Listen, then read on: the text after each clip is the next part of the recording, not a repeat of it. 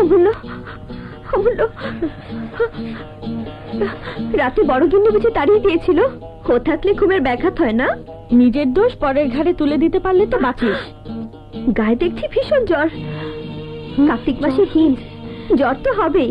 এখন ভালো হলে বাঁচি। দেখি আর দেখে কাজ নেই। চল। হায় ভগবান।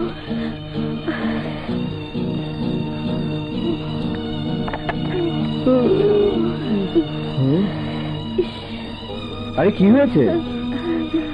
তুমি চুপ করো, যা হবার তাই হয়েছে। অমূল্য, অমূল্য,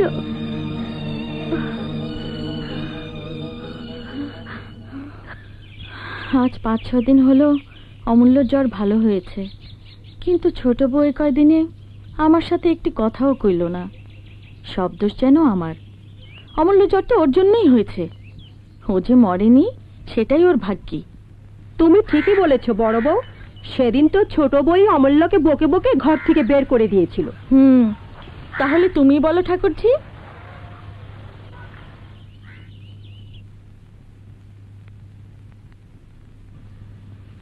মানুষ যে মানুষের বিরুদ্ধে এমন সর্বনাশা কথা বলতে পারে তা নিজের কানে না শুনলে বিশ্বাস করতে পারতাম না।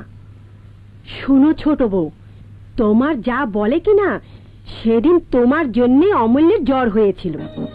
তুমি ওকে গলা ধাক্কা দিয়ে বের করে দিয়েছিলে বলে ও রান্নাঘরে শুয়েছিল।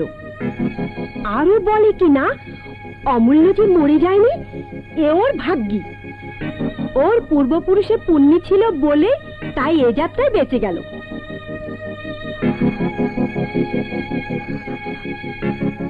নতুন বাড়ি তো এখন একেবারেই প্রস্তুত হয়েছে মা।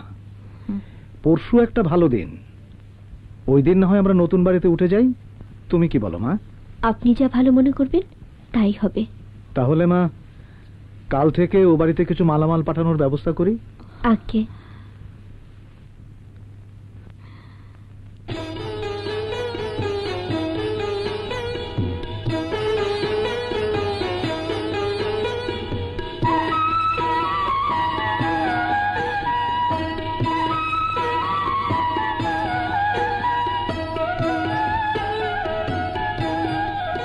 ভৈরব। আগে বড়দা, আমি ও বাড়িতে গেলাম, তোরা সাবধানে মালামাল নিয়ে আসিস। আগে